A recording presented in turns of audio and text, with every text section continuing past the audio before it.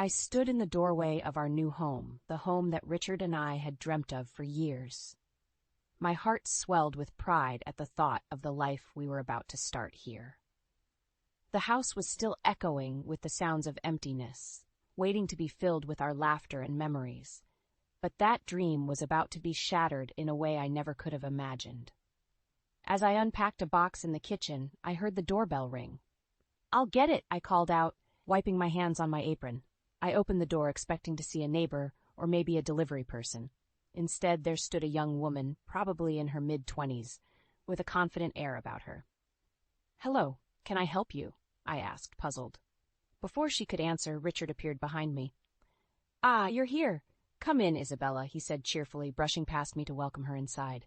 Confused, I followed them into the living room. "Richard, who is this?" I asked, trying to keep my voice steady. "Emma, meet Isabella. She's my girlfriend," he said, as casually as if he were talking about the weather. I felt the ground beneath me shift. "You're what?" I managed to choke out, my voice trembling. Isabella looked around the house, commenting on everything with an ease that made my stomach churn. "It's a lovely house. The kitchen is so spacious, and oh, look at those big windows." Richard beamed at her. "I'm glad you like it. Emma, isn't it great that Isabella approves of our new home?" I stood there, frozen, as the weight of his words sank in. This was not a misunderstanding or a bad joke. My husband, the man I had trusted and loved for a decade, was openly admitting to an affair in our own home. "But the house, it was for us," I stammered, my mind racing. Richard shrugged. "Things change, Emma. I've found someone who truly understands me." Isabella laughed, a light, carefree sound that felt like a slap in my face. "Oh, don't be so dramatic, Emma. It's just life, you know." Their words cut through me, but they also ignited a fire within me. I wasn't going to be the victim in this cruel play of fate. "You think you can just replace me? In my own house?" I said, my voice gaining strength. Richard looked at me, his expression cold. "It's not just your house anymore, Emma. It's ours." I knew then that this was not the end of my story. It was the beginning of a battle for my dignity, my home, and my future. A battle I was determined to win. Leaving Richard and Isabella in the living room, I retreated to the sanctuary of my bedroom, the walls of which seemed to mock me with their newly painted cheerfulness. As I sat on the edge of our bed, now just a piece of furniture in a house that no longer felt like mine, the reality of Richard's betrayal sank in. Tears streamed down my face, not just for a lost marriage, but for the life I thought I had. The next few hours were a blur. I packed a suitcase with mechanical movements, my mind numbed by shock. Each item I placed inside felt like a piece of my heart being torn away. I couldn't bear to stay in the house a moment longer. Arriving at my parents' house was like stepping into a different world. The familiar warmth and comfort contrasted sharply with the cold betrayal I had just left behind. My mother opened the door, her face lighting up with joy, which quickly turned to concern when she saw the suitcase and my tear-streaked face. "Emma, what happened? Why are you here with your suitcase?" she asked, her voice filled with worry. I tried to speak, but the words wouldn't come. The dam of emotions I had been holding back broke, and I collapsed into her arms, sobbing uncontrollably. She led me inside, her presence a soothing balm to my shattered soul. It wasn't until much later, when my sobs had subsided into sniffles, that I managed to recount the day's events. I told her about Isabella, about Richard's betrayal, and the painful realization that my marriage was a lie. My mother listened in silence, her eyes reflecting the storm of emotions I felt. Anger, sorrow, disbelief, they all flickered across her face as she processed what I had said. "When did it start, Emma? Did you have any suspicions?" she finally asked. I shook my head, feeling a fresh wave of pain. "I don't know, Mom. I thought we were happy. I was so blind." She took my hand, squeezing it gently. "You're not blind, Emma. You trusted the man you loved. There's no shame in that." Her words were a small comfort, but they couldn't quell the storm raging inside me. I felt betrayed, humiliated, and above all furious.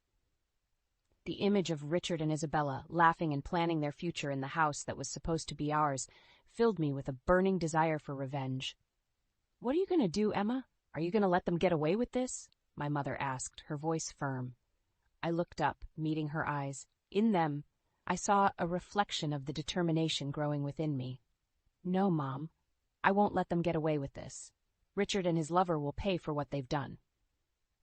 The following weeks were a whirlwind of legal consultations and late-night strategy sessions with my mother. We pored over property laws and divorce statutes, seeking loopholes and strategies to turn the tables on Richard.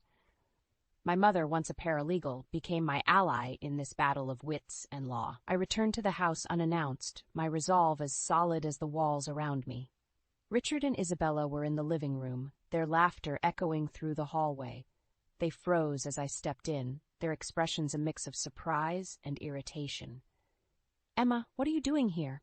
Richard asked, his tone dismissive. "I came to talk about the house and our divorce," I said firmly, my eyes never leaving his. Isabella scoffed. "Still hung up on that, are you?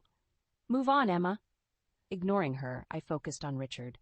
"This house is in my name. Legally, you have no claim to it." Richard's face hardened. "We built this house together, Emma. I have every right to it." "But legally, you don't," I countered, feeling a surge of confidence. "And as for the divorce, I'll make sure it reflects your infidelity." Isabella laughed, a harsh sound that grated on my nerves. "You think you can intimidate us with legal threats? Grow up, Emma." Richard stood up, his posture tense. "You're out of your depth here. Just sign the divorce papers and leave us be." I smiled, a cold, calculated expression. "I'm not here to make your life easier, Richard. I'm here to claim what's rightfully mine, and if you think I'll walk away quietly, you're sorely mistaken." The look of shock on Richard's face was satisfying, but it was just the beginning. I knew this was a long battle ahead, and I was ready for it. As I turned to leave, I looked back at them, their faces a picture of disbelief and annoyance. "This is my house, and I will fight for it. And Richard, you'll regret the day you decided to betray me," I said, my voice steady and strong. As I walked out of the house, I felt a sense of power I had never experienced before. I was no longer the victim in this story. I was the architect of their downfall, and I would make sure Richard and Isabella paid dearly for their betrayal. Armed with legal advice and a newfound determination, I began to dismantle Richard's life piece by piece. My first move was to freeze our joint accounts, cutting off the financial lifeline he had been so comfortably relying on. I watched, almost detached, as Richard's facade of control began to crumble. A few days later, I received a call from him, his voice a mix of anger and desperation.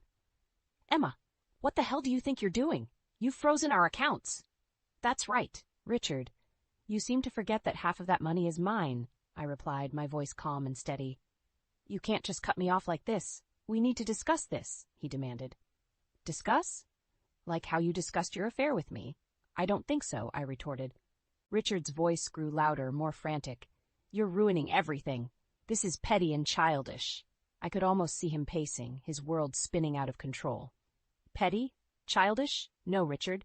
This is me taking control. You made your choices, and now you'll live with the consequences." I hung up, feeling a rush of adrenaline. For years I had played the part of the supportive, unsuspecting wife, but those days were over.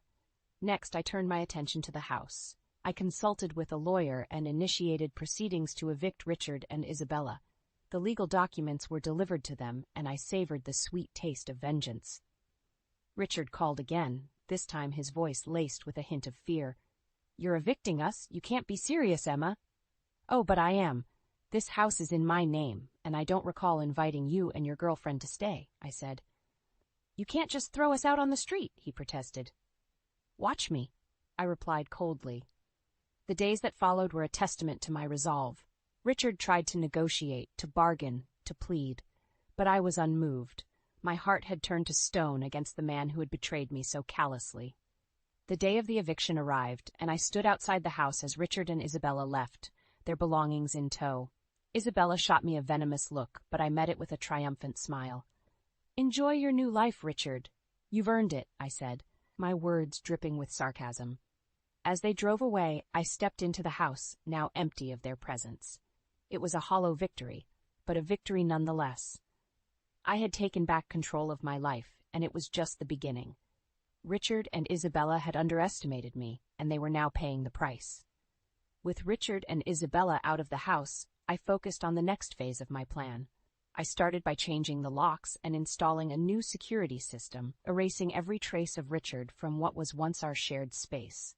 The house, which had been a symbol of our life together, was now solely under my control. My lawyer and I then began the process of negotiating the divorce settlement. I insisted on a meeting with Richard, wanting to see the impact of my actions face to face. The day of the meeting, I arrived early, composed and ready. Richard walked in, a shadow of his former confident self. His eyes met mine, and for a moment I saw a flicker of the man I had once loved, but it vanished as quickly as it appeared, replaced by bitterness and resentment. "Emma, let's be reasonable about this," he started, his voice strained. "Reasonable? Like how you were reasonable when you brought your lover into our home." I countered sharply. He shifted uncomfortably. "That was a mistake, I know, but we can still settle this amicably." I leaned forward, my gaze unwavering.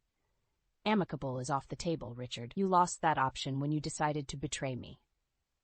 The negotiations were tense, with Richard trying to salvage whatever he could. But I was unyielding. In the end, we reached a settlement heavily in my favor. Richard would have to liquidate most of his assets to meet the terms. As he signed the papers, his hand trembling slightly, I felt a sense of satisfaction. This was more than just a legal victory. It was a moral one. After the meeting, I received a call from Isabella. Her voice was high-pitched and frantic. "Emma, you can't do this to us. You're destroying our lives," she cried. I replied coldly, "Your comfort was never my concern, Isabella. You and Richard made your bed. Now you get to lie in it." "But we have nothing now. How could you be so heartless?" she wailed. "Heartless? You expect sympathy from me? I'm giving you exactly what you deserve," I said, hanging up the phone. In the weeks that followed, I watched as Richard's life unraveled. His financial woes, compounded by the divorce settlement, left him struggling to keep afloat. Isabella, once so confident and carefree, became a frequent figure in heated arguments outside my lawyer's office. I had taken back control, not just of my home, but of my life. Richard and Isabella were now mere players in a game they had no hope of winning. The tides had turned, and I was the one setting the course. The months following the divorce were a testament to the change in our fortunes. I rebuilt my life, slowly filling the empty spaces in the house with new memories, while Richard's world seemed to crumble around him. One day, I received an unexpected visit from Richard. He looked disheveled, a far cry from the confident man he once was. His eyes had a desperate look as he stood on my doorstep. "Emma, please, we need to talk," he pleaded. I crossed my arms, blocking the doorway. "What is there to talk about, Richard?" "It's about the settlement. I can't afford it. I'm drowning in debt," he said, his voice breaking. I felt a pang of something that might have been pity, but it was quickly overshadowed by the memory of his betrayal. "That's not my problem, Richard. You should have thought about that before." He took a step closer, desperation etching his features. "I was wrong, Emma. I know that now. But this is too much. I can't survive like this." I looked at him, the man who had once meant the world to me, now reduced to a shell of his former self. "Survive? Like I had to when you shattered my world? You're just tasting a bit of your own medicine, Richard." Richard's face twisted in a mix of anger and sorrow. "Is this what you wanted, Emma? To see me destroyed?" "This is what justice looks like, Richard. You made your choices, and now you're living with the consequences," I replied. He stared at me, the realization dawning on him that there was no sympathy to be found here. With a defeated look, he turned and walked away, his shoulders slumped. As I closed the door, I realized that the satisfaction I had expected to feel was muted. Watching Richard's downfall was a hollow victory. It didn't bring back the years of trust and love that had been lost, nor did it erase the pain of betrayal, but it was a necessary closure. I had stood up for myself, fought back against injustice, and reclaimed my life. It was time to move on, to leave the past and its pain behind. In the quiet of my home, I knew that the battle was over. I had won, not just against Richard, but against the helplessness that had once threatened to engulf me. It was a victory, not of revenge, but of resilience and renewal. The final act of my retribution came unexpectedly. Richard, now a shadow of his former self, reached out to me again, but this time it was different. He needed my help. We met at a coffee shop, a neutral ground far from the memories of our shared past. Richard was late, and when he arrived, he looked more haggard than ever. "Emma, I'm in trouble," he said without preamble, his voice laden with a fatigue I hadn't heard before. I raised an eyebrow, sipping my coffee. "Trouble? What kind of trouble? It's Isabella. She's pregnant, he confessed, avoiding my gaze. The news didn't surprise me as much as his reaction to it. And how is that my problem, Richard? He swallowed hard, the lines on his face deepening. It's not just that she's pregnant. She's demanding money, a lot of it. She says if I don't pay, she'll make sure I never see the child. I listened, my expression unreadable. So the woman you left me for is now blackmailing you? How poetic. Richard's eyes met mine, a flicker of the man he used to be shining through his desperation. I don't know what to do, Emma. I've lost everything. I can't afford to lose my child, too. There was a time when his plea would have tugged at my heartstrings, but that time was long gone. You expect sympathy from me, after everything you've done? No, not sympathy. Help. I need your help, Emma, he said, the words seeming to cost him his last shred of pride. I considered his request, the irony of the situation not lost on me. Richard, once so sure of himself and his decisions, was now at my mercy. But I wasn't the same woman he had left. His problems were no longer mine to bear. I can't help you, Richard. This is the life you chose. You have to deal with the consequences, just like I did, I said, my voice firm. Richard looked defeated, his shoulders slumping as he realized that there was no help to be found here. He nodded slowly, a resigned acceptance in his eyes. As he left, I watched him go, feeling a sense of finality wash over me. This was the end of our story, a story that had started with love and ended with betrayal and retribution. I sat there for a long time, lost in thought. My journey had been painful, filled with betrayal and heartache, but it had also been empowering. I had found strength I never knew I had, and I had come out on the other side, stronger and more resilient.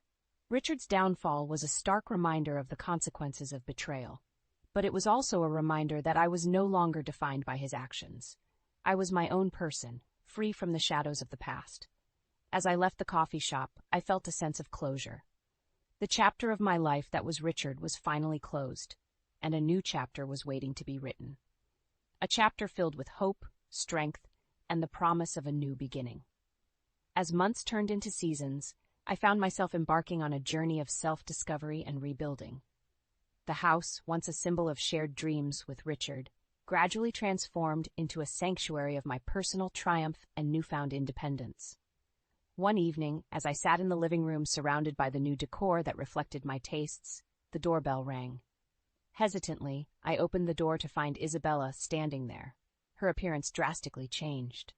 Gone was the confident, carefree woman. In her place stood someone who looked defeated and weary. "Emma, I need to talk to you," she said, her voice lacking its former haughtiness. I was taken aback but composed myself quickly. "What do you want, Isabella?" She took a deep breath, her eyes not meeting mine. "I made a mistake, a big mistake. Richard's left me, and I'm alone with a baby on the way. I have nowhere to go."